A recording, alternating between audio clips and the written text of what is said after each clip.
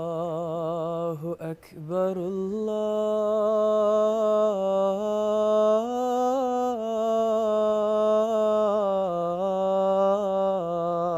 الله أكبر الله أكبر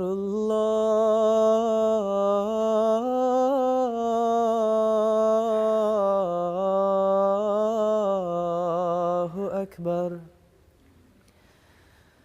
أشهد أن لا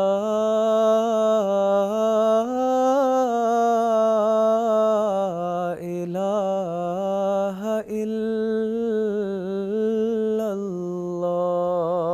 الله أشهد أن لا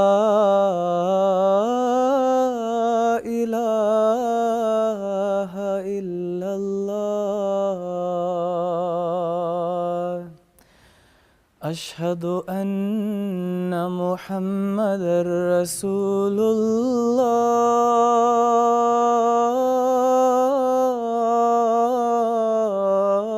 الله أشهد أن محمدًا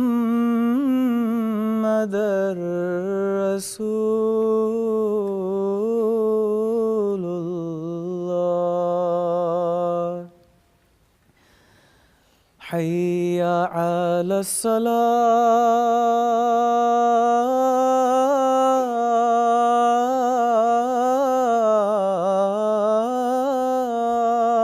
الصلاة حي على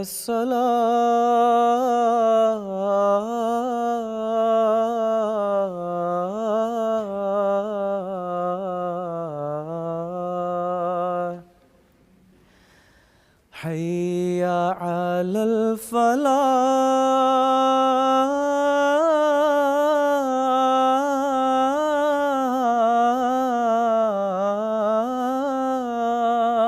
الفلاح حي على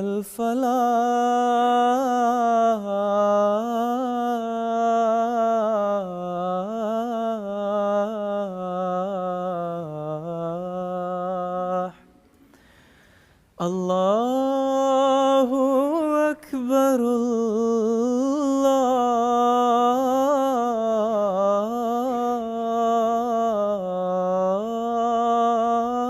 الله أكبر لا إله إلا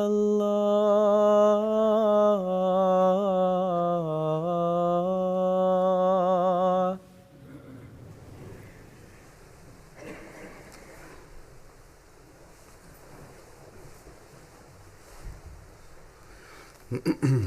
السلام عليكم ورحمة الله.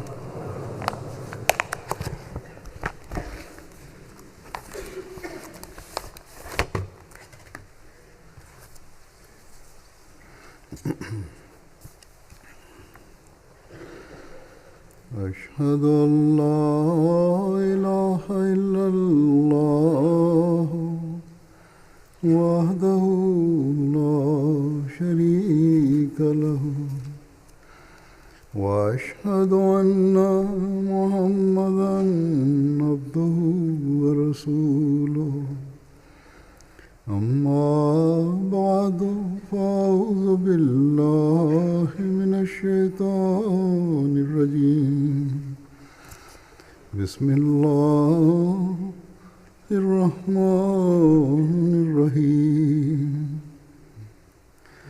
الحمد لله رب العالمين الرحمن الرحيم مالك يوم الدين إياك نعبد وإياك نستعين اهدنا الصراط المستقيم صراط الذين أنعمت عليهم غير المغضوب عليهم ولا الضالين.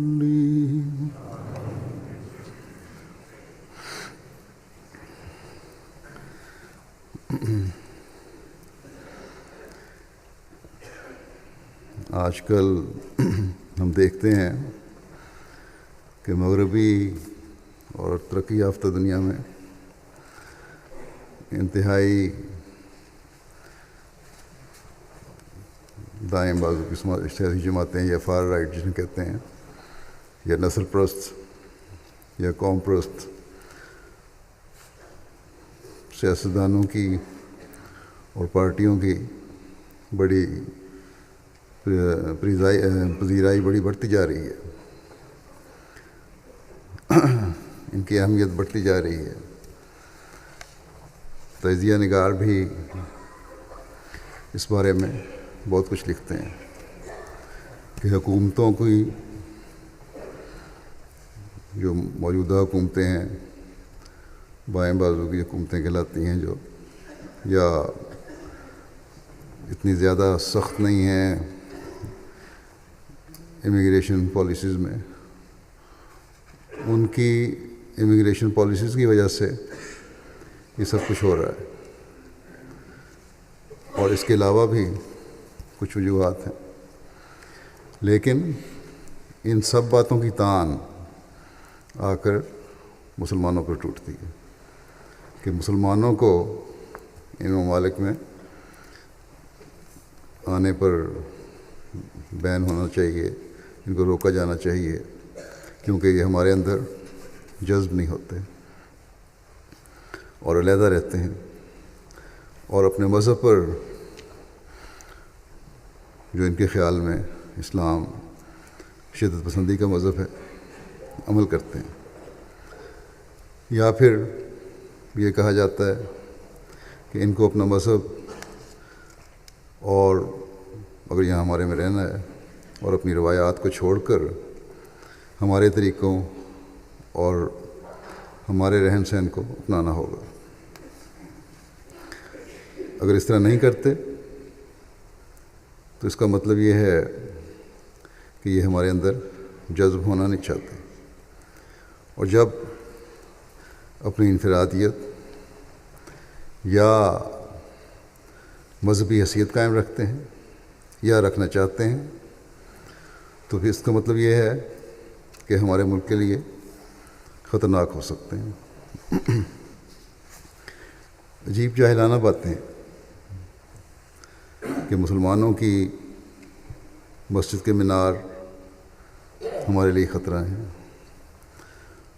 ان کی عورتوں کے حجاب ہمارے لیے خطرہ ہیں، ان کی عورتوں کا مردوں سے مصافحہ نہ کرنا یا مردوں کو عورتوں سے مصافحہ نہ کرنا ہمارے لیے خطرہ ہے. یہاں یو کے میں تو اکا دکا سیاستدان ہی شاید اس قسم کی باتیں کرتے ہوں، لیکن دوسرے ممالک میں اس بارے میں بہت شور ہے، اور پھر ہر روز سیاستدانوں کے بیان آ رہے ہیں اس بارے میں، اور پھر یہ دلیل بھی دیتے ہیں کہ دیکھو مسلمانوں کا ہمارے لیے خطرہ ہونا اس بات سے بھی ثابت ہوتا ہے کہ مسلمان ممالک میں شدت پسندی اور لاقانونیت انتہا کو پہنچی ہوئی ہے، اور یہاں ہمارے ملک میں بھی شدت پسندوں کے حملے مسلمانوں کی طرف سے ہی زیادہ تر ہو رہے ہیں. باقی باتیں تو ان کی اسلام مخالفت میں ہیں، لیکن بدقسمتی سے یہ بات ان کی صحیح ہے کہ مسلمان ممالک میں شدت پسندی ہے اور یہاں حملے بھی ہو رہے ہیں. اور یہ بات جو ہے، یہ اعتراض جو ہے، یہ بھی مسلمانوں کی طرف سے ان کے ہاتھ میں دیا گیا ہے. جیسا کہ میں نے کہا، کیونکہ مسلمان ممالک میں بھی دہشت گردی بھی بہت زیادہ ہے، شدت پسندی بھی ہے، اور یہاں حملے بھی ہو رہے ہیں. قطع نظر اس کے کہ شدت پسند گروہوں اور مسلمان ممالک میں باغی گروہوں کو ہتھیار مغربی ممالک سے ہی ملتے ہیں، اور اپنے مقاصد حاصل کرنے کے لیے اور اسلام کے خلاف جو بغض ہے اس کے اظہار کے لیے بعض طاقتوں نے بڑی ہوشیاری سے ان گروہوں کو منظم کیا. ایک طرف حکومتوں کو ظاہری اور خفیہ مدد دی جا رہی ہے، اور دوسری طرف باغیوں کی اور اسی طرح شدت پسند گروہوں کی کسی نہ کسی طریقے سے مدد کی جاتی ہے. اگر یہ مدد نہ ہو تو کوئی گروہ یا حکومت اتنا لمبا عرصہ لڑائی نہیں لڑ سکتے.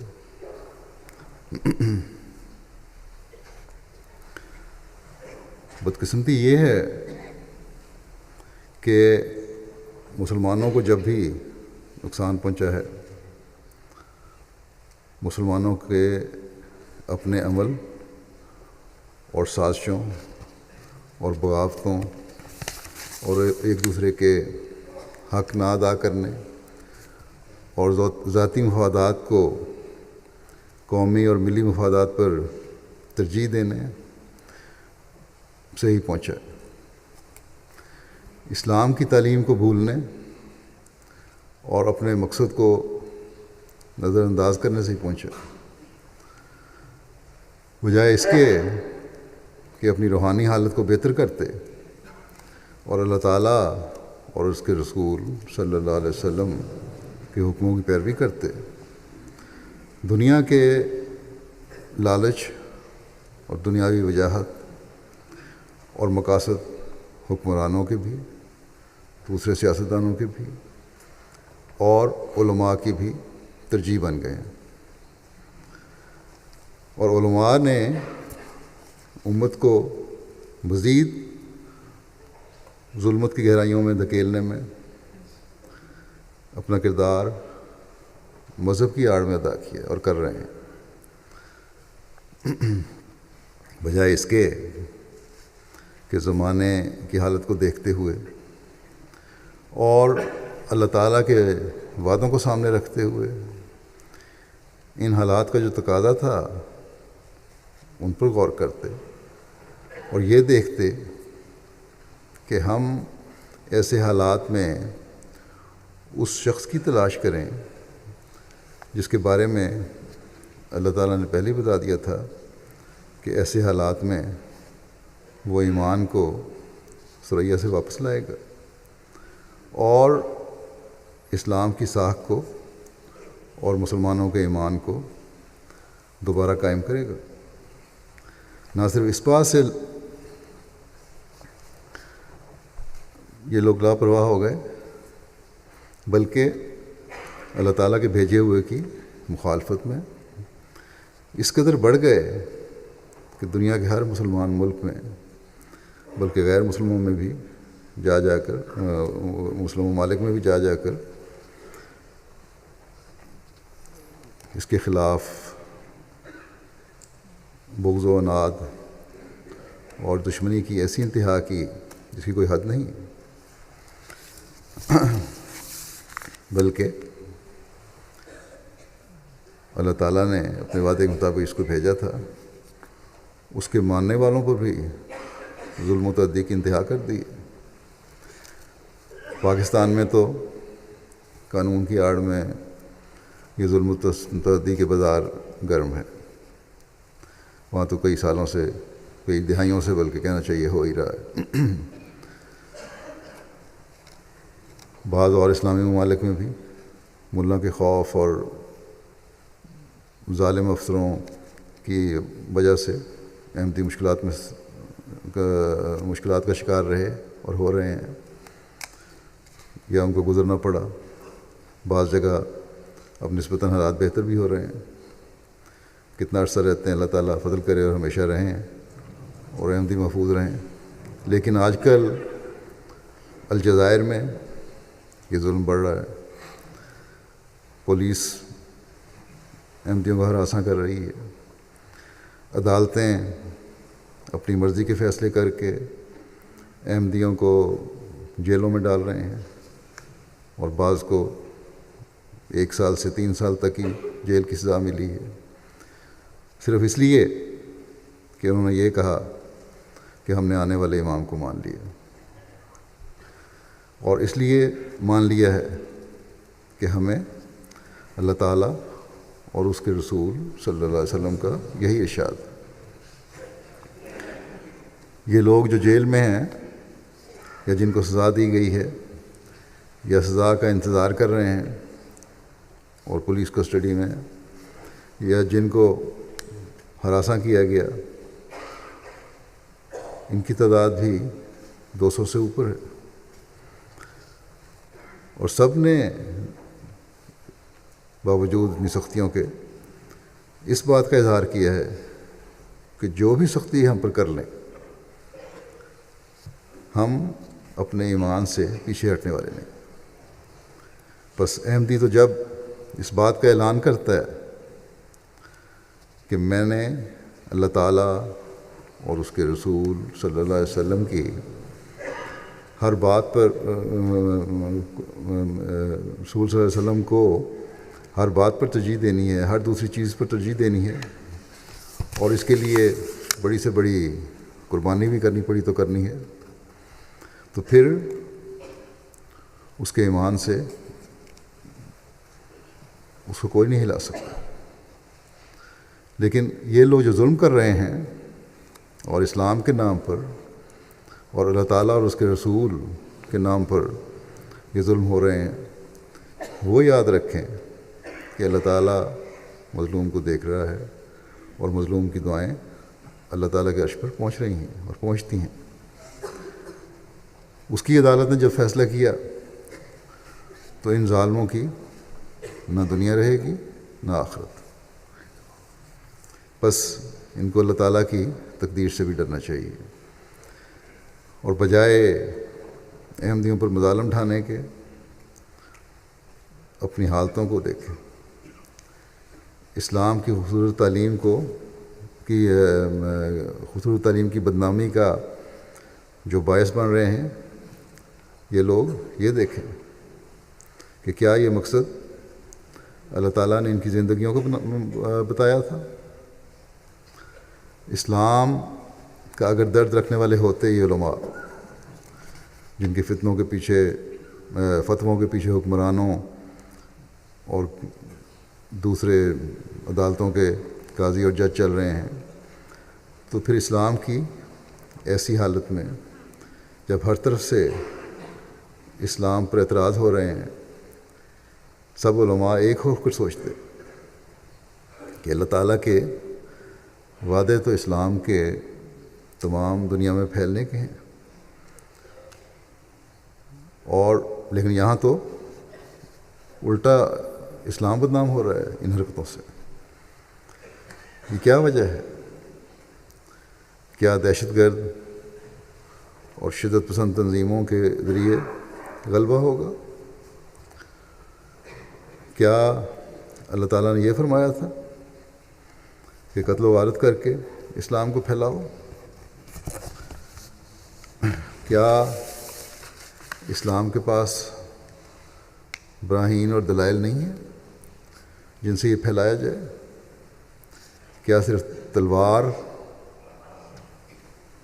اور مخالف فرقے اور دوسرے مذاہب کے معصوم لوگوں, بچوں اور عورتوں بوڑھوں کو تلوار سے مخالف فرقوں کے لوگوں اور دوسرے مذہب کے لوگوں اور معصوم عورتوں اور بچوں کو قتل کر کے اور بوڑھوں کو قتل کر کے اسلام کی خدمت ہوگی؟ اگر یہ ان کی سوچ ہے, اور اکثر علماء کی متشددانہ عمل جو ہیں یہی نظر آتا ہے, کہ یہی ان کی سوچ ہے، تو پھر یہ لوگ ہیں جو اللہ تعالیٰ اور اس کے رسول صلی اللہ علیہ وسلم کے حکم کے نافرمان. ان کو کامیابی تو ملنی نہیں. ایسے عمل اللہ تعالیٰ کی پکڑ کے ضرور مورد بنا سکتے ہیں. احمدیوں پر ظلم کر کے اور اسلام کے نام پر غلط کام کر کے اپنی حکومت اور طاقت کے بل بوتے پر جسے یہ اپنی کامیابی سمجھ رہے ہیں، انہیں یاد رکھنا چاہیے کہ ایک دن اللہ تعالیٰ کے حضور بھی حاضر ہونا، اور وہاں ان ظلموں کا جواب بھی دینا ہوگا. مسلمانوں کی حالت بھی اس وقت عجیب ہوئی ہے. ایک طرف تو نام نہاد مولویوں کا طبقہ ہے یا شدت پسند لوگوں کا طبقہ ہے، جس نے جیسا کہ میں نے کہا ہر طرف اسلام کے نام پر اپنوں اور غیروں سے فساد کے خلاف فساد برپا کیا ہوا ہے. اور دوسری طرف وہ لوگ ہیں جو ان کے رد عمل کے طور پر یا مغربی اور دنیا داری کے اثر کے تحت مذہب سے لا تعلق ہیں. بجائے اعتماد سے اسلامی تعلیم کی خوبیوں کو بیان کرنے کے، یا لا تعلق ہیں یا خوف زدہ ہیں بعض چیزوں میں. اسلامی تعلیم کی خوبیوں کو بیان کرنے کے بجائے اور دنیا داروں کی باتوں کو غلط کہنے کے بجائے ان کی ہاں میں ہاں ملا دیتے ہیں، اور اسلامی تعلیم کی غلط توجیہیں اور وضاحتیں پیش کرتے ہیں کہ نہیں اس کا مطلب یہ تھا یہ تھا. دنیا کا خوف اللہ تعالیٰ کے خوف پر ان لوگوں پر غالب ہے. اسی طرح بعض سیاستدان اور حکمران ہیں، وہ اگر مولوی سے متفق نہ بھی ہوں تو اپنی کرسی کے چھن جانے کے خوف سے کہ کہیں مولوی لوگوں کو ہمارے خلاف نہ بھڑکا دے، دین سے ان کا لوگوں کا کچھ واسطہ نہیں ہے. بزدلی اور اپنی دنیاوی اغراض کی وجہ سے جو ان پر غالب آ جاتی ہیں، یہ خاموش ہیں. گویا کہ مسلمانوں میں سے ہر وہ طبقہ جس نے اللہ تعالیٰ کے بھیجے ہوئے کا انکار کیا، وہ اللہ تعالیٰ اور اس کے رسول صلی اللہ علیہ وسلم کے حکموں سے دور چلا گیا. چاہے وہ مذہب کے نام پر اپنی دکان چمکانے والے مولوی ہیں. الزام تو حضرت مسیح موعود علیہ السلام کو دیتے ہیں کہ نعوذ باللہ آپ نے مسیح اور مہدی ہونے کا دعویٰ کر کے دکانداری بنائی ہوئی ہے. لیکن حقیقت میں ان لوگوں نے آسان کمائی اور دکان چمکانے کا ذریعہ حضرت مسیح موعود علیہ السلام کی مخالفت کو بنایا ہوا ہے. دلیل ان کے پاس ہے کوئی نہیں، جس کی وجہ سے اکثر دیکھیں آپ یہ گالیاں ہی دیتے ہیں. بہرحال مذہب کے نام پر یہ دکانداری کرنے والا طبقہ ہے یا دنیا داری کی خاطر مذہب کو ثانوی حیثیت دینے والا طبقہ ہے.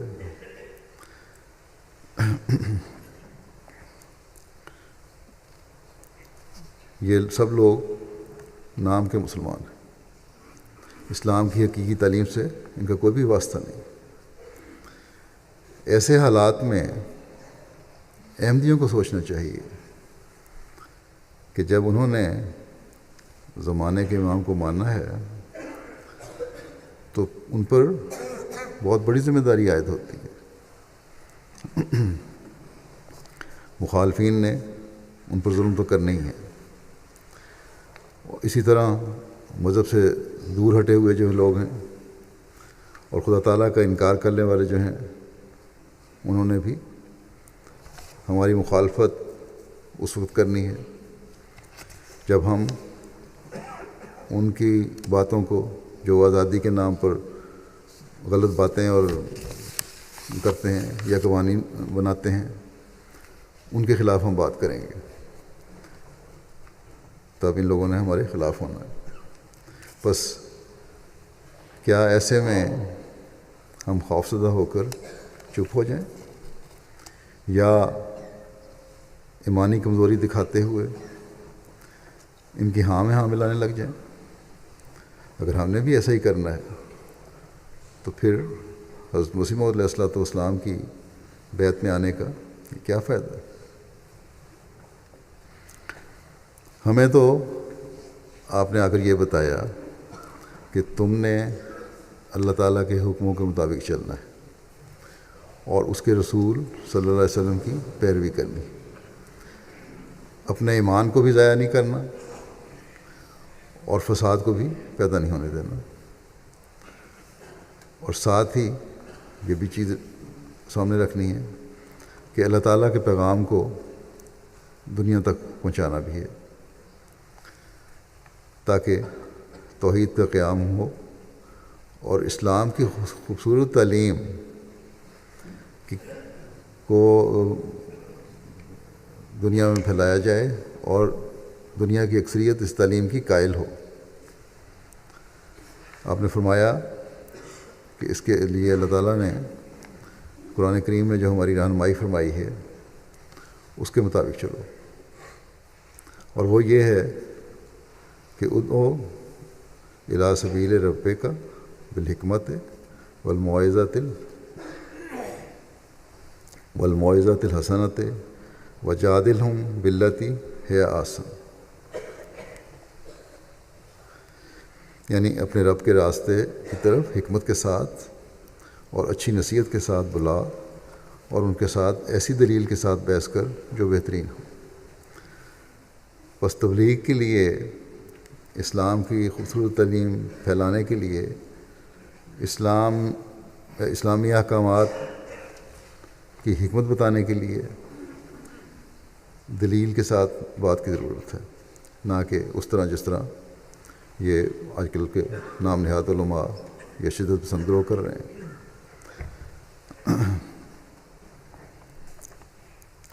تلوار کے ساتھ اسلام پھیلانے کا اللہ تعالیٰ نے کہیں حکم نہیں دیا. پھر دنیا دار ممالک ہیں جو اور جو حکومتیں ہیں،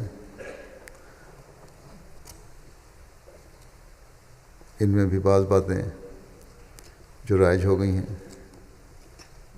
یا ایسی باتوں کو قانون تحفظ دیتا ہے جن کی مذہب اجازت نہیں دیتا، اور مذہب کے نزدیک وہ نہ صرف اخلاق سے گری ہوئی باتیں ہیں بلکہ گناہ بھی ہیں. ان کے بارے میں بات بھی اگر ہم نے کرنی ہے، اگر دوسرا فریق غصے میں آتا ہے تو عارضی طور پر اس بات کو ٹالا جا سکتا ہے، وہاں سے سلام کر کے اٹھا جا سکتا ہے. یہی اس وقت حکمت کا تقاضا ہوگا. لیکن یہ نہیں ہو سکتا کہ ہم اس لیے کہ قانون بن گیا یا دوسرا فریق غصے میں آ گیا ہم ان کے ہاں میں ہاں ملانے لگ جائیں. اگر خوفزدہ ہو کر یا دنیا داری سے متاثر ہو کر ہاں میں ہاں ملاتے ہیں تو یہ غلط ہے اور پھر اس گناہ میں شامل ہو جاتے ہیں. حضرت مسیح موعود علیہ الصلوۃ والسلام فرماتے ہیں کہ آیت جادلہم باللتی ہی احسن کا یہ منشا نہیں ہے کہ ہم اس قدر نرمی کریں کہ مداح نہ کر کے خلاف واقعہ بات کی تصدیق کر لیں. بس حکمت کا مطلب یہ نہیں ہے کہ بزدلی دکھائی جائے، بلکہ حق بات کو بغیر فساد کے کہنے میں یہ حکمت ہے، یہ ایسے طریقے سے کی جائے کہ جس سے فساد پیدا نہ ہو اور جو اس کا حق ہے بات کرنے کا وہ بھی ادا ہو جائے۔ بس ایک مومن کو اس بات کا خیال رکھنا چاہیے کہ بزدلی اور حکمت میں کیا فرق ہے۔ جو اسلام کے واضح حکم ہیں اور جن کو اسلام غلط کہتا ہے اس کو ہم نے نہیں کرنا اور غلط ہی کہنا ہے، اور ساتھ ہی یہ بھی ہے کہ قانون کو ہاتھ میں لے کر لڑائی بھی نہیں کرنی۔ پھر ایک جگہ اس بارے میں مزید وضاحت فرماتے ہوئے حضرت مسیح علیہ السلام فرماتے ہیں کہ جب تو کسی کے ساتھ بحث کرے تو حکمت اور نیک نصیحتوں کے ساتھ بحث کر جو نرمی اور تہذیب سے ہو۔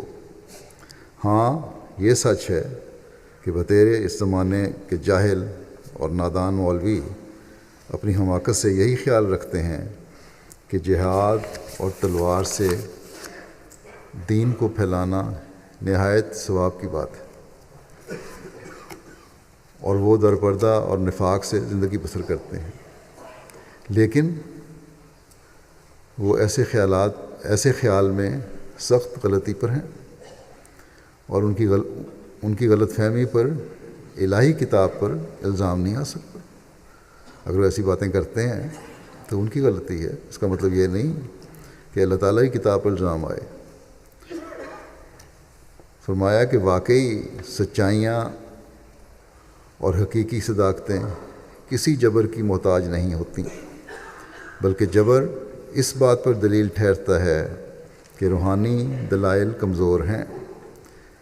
کیا وہ خدا جس نے اپنے پاک رسول صلی اللہ علیہ وسلم پر یہ وحی نازل کی کہ فاصبر کما صبر اولو العزم، یعنی تو ایسا صبر کر جو تمام اولو العزم رسولوں کے صبر کے برابر ہو، یعنی اگر نبیوں کا صبر اکٹھا کر دیا جائے تو وہ تیرے صبر سے زیادہ نہ ہو۔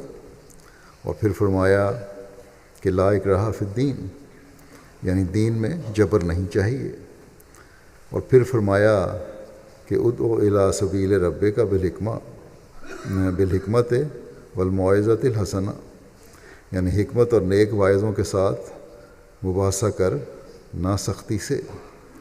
اور پھر فرمایا والکاظمین الغیظ والعافین عن الناس، یعنی مومن وہی ہیں جو غصے کو کھا جاتے ہیں اور یاوہ گو اور ظالم طبع لوگوں کے حملوں کو معاف کر دیتے ہیں، اور بےہودگی کا بےہودگی سے جواب نہیں دیتے۔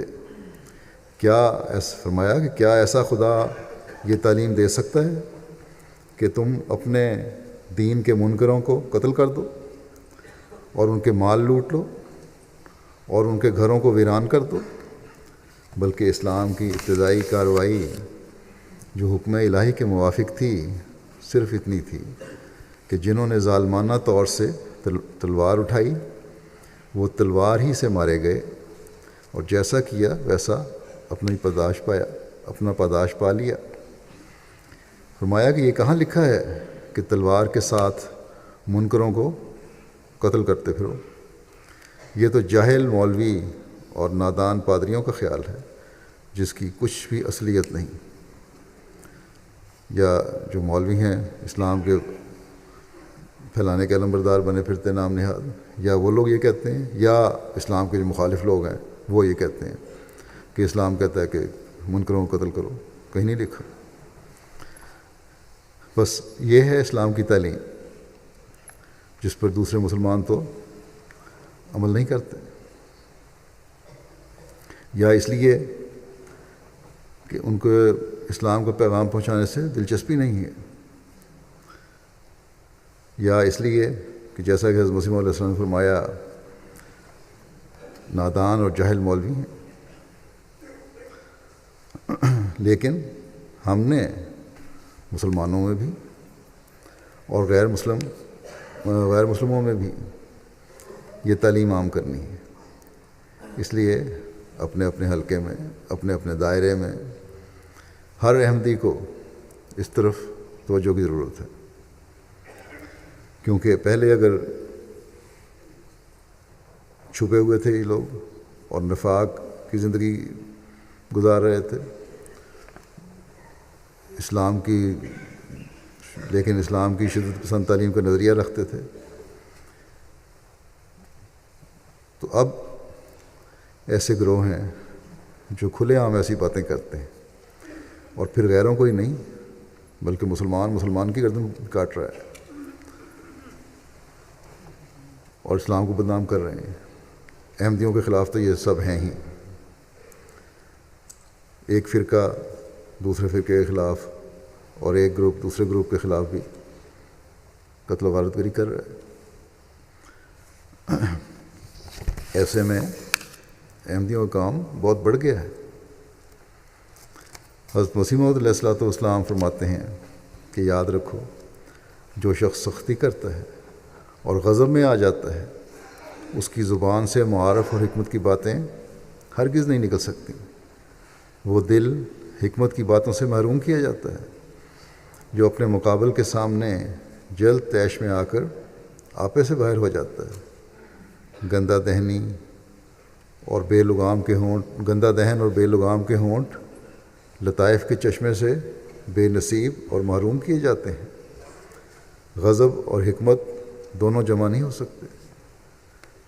فرمایا جو مغلوب الغضب ہوتا ہے اس کی عقل موٹی اور فہم کند ہوتا ہے، اس کو کبھی کسی میدان میں غلبہ اور نصرت نہیں دیے جاتے۔ غضب نصف جنون ہے، جب یہ زیادہ بڑھتا ہے تو پورا جنون ہو سکتا ہے۔ بس جب غضب اور جنون ہو جائے تو انسان پھر عقل کی باتیں نہیں کرتا، اور یہی ہم غیروں سے میں دیکھتے ہیں۔ ہمارے خلاف تو مولوی ہر جگہ یہ عمل دکھا رہا ہے اور اس کا یہ عمل اسلام کو بھی بدنام کر رہا ہے، صرف ہمارے خلاف ہی نہیں۔ جب ہم تبلیغ کرتے ہیں اور اسلام کی پرامن تعلیم دنیا کو بتاتے ہیں تو اسلام مخالف طاقتیں جو ہیں ہمیں ہمیشہ ہی جواب دیتی ہیں کہ ٹھیک ہے تم پرامن ہو گئے لیکن تمہیں تو اکثریت مسلمان ہی نہیں سمجھتی، لہذا تم اسلام کی نمائندگی نہیں کر سکتے۔ بس ان حالات میں ہمارے چیلنج مزید بڑھ جاتے ہیں اور ہر احمدی کو اس بارے میں اپنی ذمہ داری کا احساس کرنے کی ضرورت ہے کہ اس کا ہر فعل اور عمل اسلام کا نمونہ ہو۔ اگر تبلیغ نہیں بھی کر رہا تو پھر بھی اس کا قول و فعل اسلام کا پیغام پہنچانے والا ہو۔ پھر تبلیغ کے لیے ہمیں حضرت علی رضی اللہ عنہ کی حکمت کی اس بات کو بھی سامنے رکھنا چاہیے۔ آپ نے فرمایا کہ دلوں کی کچھ خواہش اور میلان ہوتے ہیں جن کی وجہ سے وہ کسی وقت بات سننے کے لیے تیار رہتے ہیں اور کسی وقت اس کے لیے تیار نہیں ہوتے۔ کبھی انسان کوئی بات سننے کے لیے تیار ہوتا ہے، کبھی نہیں ہوتا۔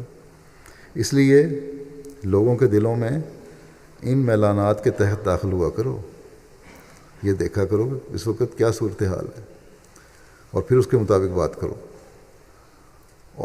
اور اس وقت اپنی بات کہا کرو جب وہ بات سننے کے لیے تیار ہو۔ بس اس حکمت کو ہمیں اختیار کرنا چاہیے۔ پھر حضرت مسیح موعود علیہ الصلوۃ والسلام نے یہ رہنمائی فرمائی کہ چاہیے کہ جب کلام کرے تو سوچ کر اور مختصر کام کی بات کرے۔ بہت بحثیں کرنے سے کچھ فائدہ نہیں ہوتا۔ فرمایا کہ بس چھوٹا سا چٹکلا کسی وقت چھوڑ دیا جائے اور سیدھا کان کے اندر چلا جائے، پھر کبھی اتفاق ہوا تو پھر صحیح۔ اب یہ باتیں اس وقت ہو سکتی ہیں جب مستقل رابطے ہوں۔ آزادی کے نام پر خدا تعالیٰ کے قانون سے ٹکرانے اور آزادی کے نام پر غیر اخلاقی باتوں کو اخلاق کے زمرے میں لانے کی جو مذہب مخالف طاقتیں کوشش کر رہی ہیں، ان کی ہم حکمت کی باتوں اور مستقل رابطوں اور کوشش سے ہی ان کا رد کر سکتے ہیں، ان کا توڑ کر سکتے ہیں۔ اب آسٹریلیا میں اگر ایک طبقہ اسلام دشمنی تک یہاں تک پہنچ گیا ہے کہ اگر مسلمان مرد عورتوں سے یا عورتیں مردوں سے مصافحہ نہیں کرتے تو انہیں ملک سے نکال دینا چاہیے۔ اس بارے میں حکمت سے اپنے اپنے دائرے میں ہر احمدی کو کام کرنا چاہیے۔ یا حجاب کے کچھ لوگ خلاف ہیں، یا بعض ملکوں میں مسجدوں اور میناروں کے خلاف ہیں، یا ہالینڈ کے ایک سیاستدان کا بیان ہے کہ تمام مسلمانوں کو ہی ملک سے نکال دو، یا ایک مخصوص ملک کے مسلمانوں کو ملک سے نکال دو، یا امریکہ کے صدر بعض مسلمان ممالک کے لوگوں پر پابندیاں لگانا چاہتے ہیں۔ تو یہ بے شک اسلام مخالف سوچ کا نتیجہ ہے یہ ساری باتیں، اور بعض مسلمان گروہوں کے عمل اس کو ہوا دینے والے ہیں۔ لیکن ساتھ ہی اسلام کی تعلیم کی حقیقت بھی ان لوگوں کی اکثریت کو معلوم نہیں، اس لیے ہمیں ہر جگہ جہاں جماعت کی تعداد اتنی ہے کہ مؤثر پیغام پہنچانے کا کام کر سکیں، اپنے روایتی پروگراموں کے ساتھ جو تبلیغی پروگرام ہیں، مؤثر پروگرام اسلام کے امن اور سلامتی کے پیغام کو پہنچانے کے لیے بھی بنانے چاہیے۔ ان ملکوں میں جہاں اسلام کے خلاف قوتیں زور پکڑ رہی ہیں، ان کے زور کو توڑنے کے لیے اگر کوئی کوشش کر سکتا ہے، منظم کوشش، تو وہ جماعت احمدیہ ہی کر سکتی ہے۔ دوسرے مسلمان اسلام کی خوبصورتی کو ظاہر کرنے اور اس کا پیغام پہنچانے کا کام کر ہی نہیں سکتے، انہیں وہ تنظیم ہی نہیں ہے، نہ ان کے پاس علم ہے۔ یہ کام اب حضرت مسیح موعود علیہ الصلوۃ والسلام کے ساتھ منسلک ہونے والوں کے ذریعے مقدر ہے۔ بس اس بات کی اہمیت کو ہمیں سمجھنا چاہیے۔ حضرت مسیح موعود علیہ الصلوۃ والسلام ایک جگہ فرماتے ہیں، جس قدر زور سے باطل حق کی مخالفت کرتا ہے اسی قدر حق کی طاقت اور قوت تیز ہوتی ہے۔ فرمایا یہ ایک قدرتی نظارہ ہے، حق کی جس قدر زور سے مخالفت ہو اس قدر وہ چمکتا اور اپنی شوکت دکھاتا ہے۔ آپ فرماتے ہیں کہ ہم نے خود آزما کر دیکھا ہے کہ جہاں جہاں ہماری نسبت زیادہ شور و غل ہوا ہے وہاں ایک جماعت تیار ہو گئی، اور جہاں لوگ سن کر خاموش ہو جاتے ہیں وہاں زیادہ ترقی نہیں ہوتی۔ بس اس مخالفت میں جہاں مسلمانوں کی طرف سے مخالفت ہے وہاں ہم دیکھتے ہیں کہ احمدیت کا تعارف ہو رہا ہے اور ترقی بھی ہو رہی ہے۔ الجزائر میں بھی ہماری تبلیغ سے شاید جماعت کا اور حضرت مسیح علیہ الصلوۃ والسلام کا اتنا تعارف نہ ہوتا جتنا ان مقدمات اور ہمارے خلاف اخباروں میں لکھنے کی وجہ سے ہوا ہے، اور صحیح فطرتوں پر اس کا نیک اثر بھی ہو رہا ہے۔ اسی طرح غیر مسلم ممالک میں بھی جب اسلام کے خلاف فضا ہے، ہمیں زیادہ سے زیادہ احمدیت اور حقیقی اسلام کو متعارف کروانے کی کوشش کرنی چاہیے۔ جیسا کہ میں نے کہا کہ پرامن تعلیم کو پھیلانا چاہیے، اس سے شاید ہماری مخالفت بھی بڑھے گی ایک طبقے میں۔ بعض جگہ ایسے نمونے سامنے آ بھی رہے ہیں کہ مخالفت بڑھتی ہے، غیروں میں بھی، عیسائیوں میں بھی۔ مثلا مشرقی جرمنی میں جماعت کے خلاف قوم پرست بہت کچھ کہتے ہیں، لیکن نیک فطر دلوں پر اس کا مثبت اثر بھی ہو رہا ہے، جماعت کا تعارف ہو رہا ہے۔ بس اس سے ہمیں خوف زدہ ہونے کے بجائے خوش ہو کر اپنے کام کو تیز کرنا چاہیے، اور ہر احمدی کو اپنے نمونے اور اپنے اظہار سے تبلیغ کا حصہ بننا چاہیے۔ حضرت مسیح موعود علیہ السلام فرماتے ہیں کہ اسلام کی حفاظت اور سچائی کے ظاہر کرنے کے لیے، اسلام کی حفاظت اور سچائی کے ظاہر کرنے کے لیے سب سے اول تو وہ پہلو ہے کہ تم سچے مسلمانوں کا نمونہ بن کر دکھاؤ، اور دوسرا پہلو یہ ہے کہ اس کی خوبیوں اور کمالات کو دنیا میں پھیلاؤ۔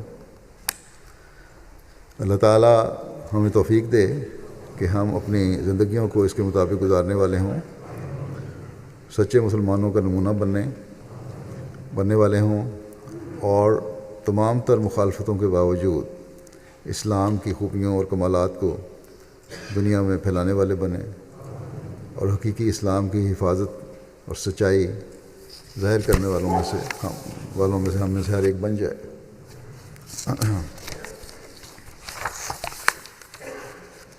نمازوں کے بعد میں کچھ جنازہ غائب پڑھاؤں گا۔ پہلا جنازہ غائب ہے مکرم محترم مولانا حکیم محمد الدین صاحب قادیان کا، جو محترم محمد عزیز الدین صاحب کے بیٹے تھے۔ 15 مارچ 2017 کو 97 سال کی عمر میں ان کی وفات ہو گئی۔ انا للہ و انا الیہ راجعون۔ ان کے دادا حضرت حکیم مولوی وزیر الدین صاحب حضرت مسیح موعود علیہ السلام کے صحابی تھے، اور 313 صحابہ کی فہرست میں ان کا نام حضرت مسیح علیہ السلام نے اپنی 2 کتب آئینہ کمالات اسلام اور ضمیم انجام آتم میں درج فرمایا ہوا ہے۔ حضرت حکیم مولوی وزیر الدین صاحب کانگڑا میں ایک مدرسے کے ہیڈ ماسٹر تھے۔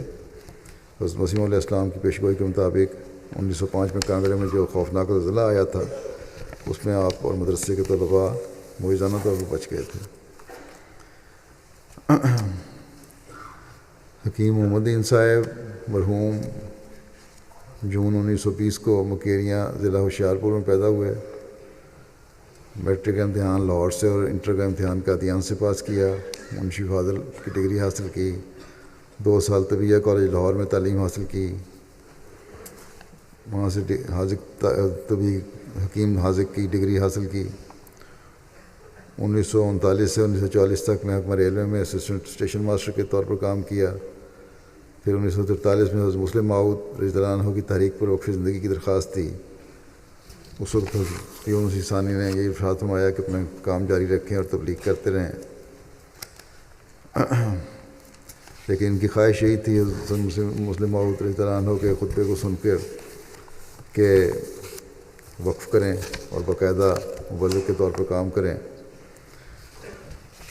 اور آخر پھر اسی خواہش کی وجہ سے اور مسلسل حضرت خلیفۃ مسیح ثانی کو لکھتے رہنے کی وجہ سے ایک وقت آیا جب ان کو بطور مبلغ لے لیا گیا اور بمبئی میں مبلغ انچارج بنا دیا گیا۔ ان کو پہلے انہوں نے مولانا نذیر احمد مولانا عبدالرحیم نیر صاحب کے تحت کام کیا معاون کے طور پر، پھر خود مبلغ انچارج ان کو بنایا گیا۔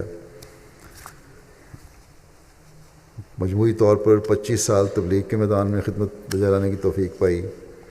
1972 کے آخر میں قادیان مرکز بلا لیا گیا، یہاں مدرسہ احمدیہ میں پہلے استاد مقرر ہوئے، پھر 12 سال بطور ہیڈ ماسٹر مدرسہ احمدیہ خدمت بجا لانے کی توفیق ملی۔ بحیثیت ناظم دارالقضاء، صدر مجلس انصار اللہ بھارت اور ممبر اور پھر صدر مجلس کار پرداز کے طور پر خدمت کی توفیق ملی۔ ناظم وقف جدید بھی بنائے گئے، اور 2011 میں ان کو میں نے صدر سجن احمدیہ بنایا تھا، اور 2014 تک یہ صدر سجن احمدیہ کی خدمت بجا لاتے رہے۔ اس لحاظ سے بڑا وسیع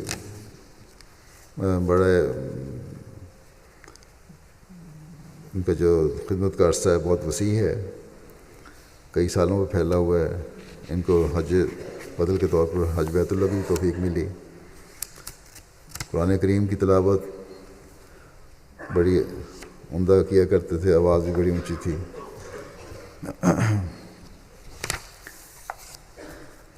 ان کی وصیت پہلے 1/10 تھی، پھر انہوں نے 1/7 کی، اور پھر 1/5 کے موسی تھے۔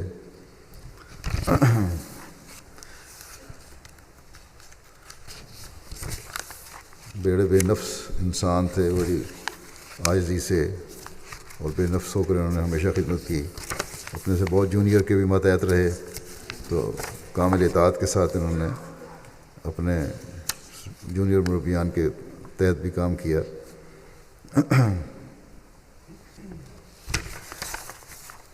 اللہ تعالیٰ مرحوم کے درجات بلند کرے، اور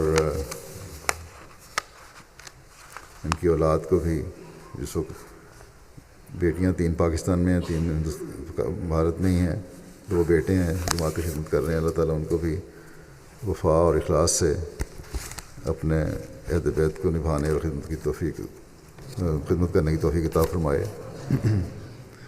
دوسرا جنازہ ہے مکرم فضل اللہ انوری صاحب ابن مکرم ماسٹر امام علی صاحب، جو 4 مارچ 2017 کو 90 سال کی عمر میں جرمنی میں وفات پا گئے۔ انا للہ و انا الیہ راجعون۔ 16 اپریل 27 کو ہی پیدا ہوئے بھیرا میں، اور 1946 میں قائد اسلام کالج قادیان سے FSC کا امتحان پاس کیا۔ 1947 میں اپنے آپ کو وقف کے لیے پیش کیا۔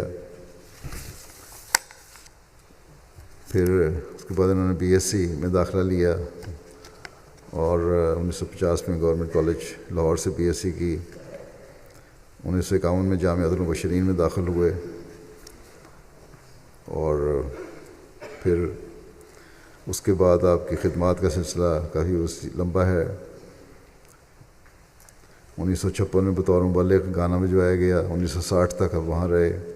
1960 سے 1964 تک جامعہ احمدیہ روا میں استاد رہے۔ 64 سے 67 تک مغربی جرمنی کے مبلغ رہے۔ پھر 68 سے افریقہ میں نائجیریا بھیجے گئے، 1972 تک وہاں رہے۔ 1972 میں پھر جرمنی آئے، اور 1970 تک وہاں خدمات انجام دیں۔ 1979 میں سیکٹری حدیقت المبشرین میں کام کیا۔ ایڈیشنل ناظر اصلاح و ارشاد تعلیم قرآن بھی مقرر ہوئے، اور 1982 میں گیمبیا مبلغ کے طور پر گئے، 1983 تک پھر وہاں رہے۔ پھر ان کا نائجیریا تبادلہ ہو گیا بطور مبلغ، اور 1986 سے تک وہاں رہے۔ 1986 میں واپس پاکستان گئے، جامعہ احمدیہ میں بطور استاد خدمت کی توفیق پائی، اور 1988 میں آپ کا تقرر پھر وکالت تصنیف میں ہوا۔ 1988 تک خدمت سلسلہ کی توفیق پائی۔ اس کے بعد آپ کی ریٹائرمنٹ ہوئی۔ اس کے بعد آپ جرمنی میں ہی تھے۔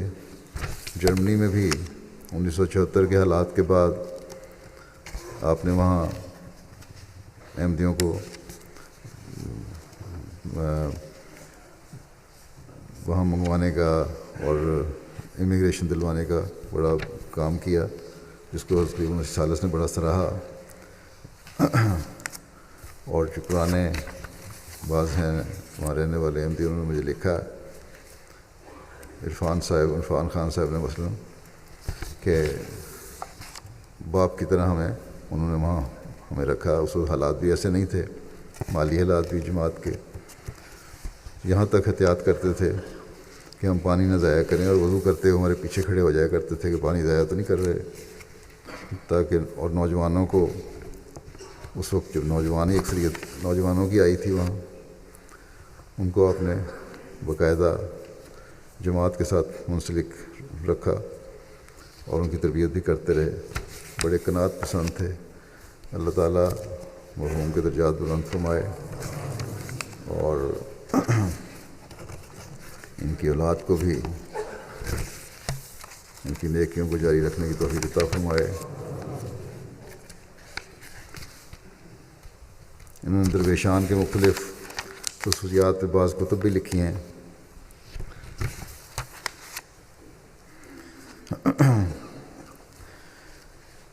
تیسرا جنازہ ہے ابراہیم بن عبداللہ اغزول صاحب،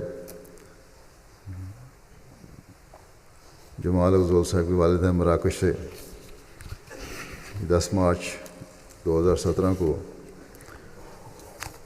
81 سال کی عمر میں ان کی وفات ہوئی۔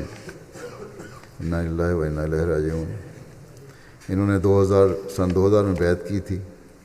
ان کی اہلیہ نے ان سے پہلے بیعت کی تھی، اور ان کی اہلیہ نے ہی انہیں بیعت کے لیے تیار کیا تھا۔ اکثر MTA دیکھتے رہتے تھے، نمازوں کے پابند اور قرآن کریم سے خاص محبت رکھنے والے تھے۔ سب افراد خانہ سے بہت شفقت کرتے، بہت نرم خو تھے، اولاد کی تربیت میں کبھی سختی نہیں کی۔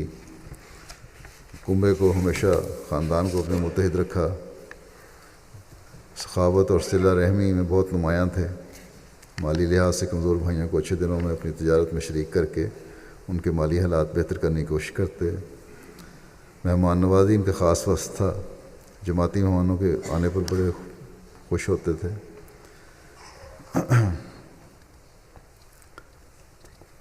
جوانی سے ہی ایمانداری میں مشہور تھے، حتیٰ کہ جس شخص کے پاس کام کرتے تھے وہ اپنا سارا سامان تجارت اور اموال ان کے حوالے کر دیتا تھا، جس پر ان کے ساتھی تاجر حیران ہو جاتے تھے۔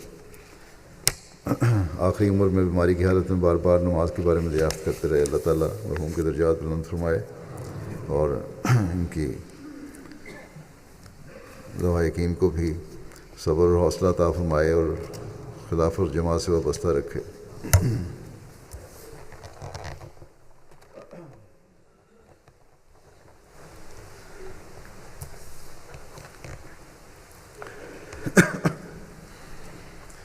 الحمد للہ نحمدہ ونستعینہ ونستغفرہ ونؤمن بہ ونتوکل علیہ ونعوذ باللہ من شرور انفسنا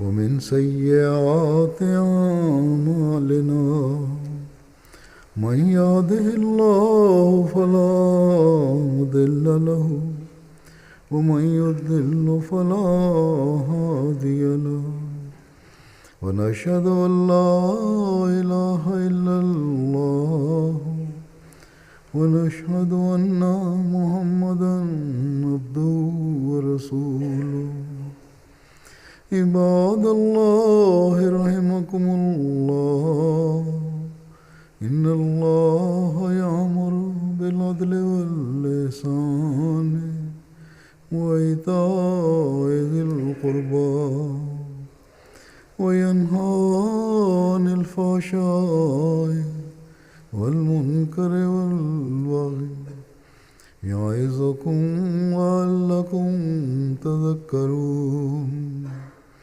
اذكروا الله يذكركم وادعوه يستجب لكم ولذكر الله أكبر